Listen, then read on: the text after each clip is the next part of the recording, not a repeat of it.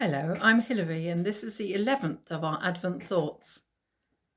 Today we are celebrating God's love. I wonder if you have friends that you define by their personality. I know I do.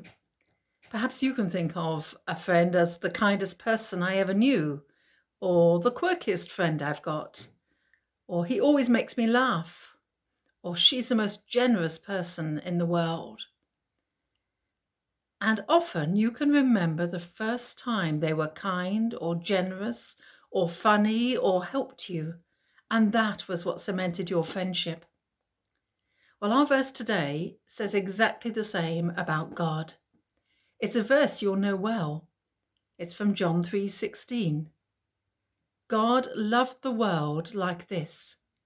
He gave his only Son, that whoever believes in him should not perish but have eternal life. That was what God did to show us how much he loved us. John talks a lot about God and God's love in another letter he wrote, where he says God is love.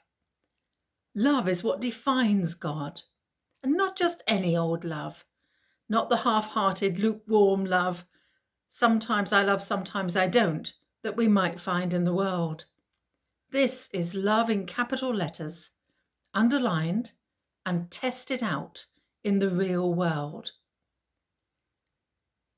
God's love is defined best by the fact that he gave his most precious Son, his one and only Son, and allowed him to come down to the earth to live, to die, and then by his power to rise again.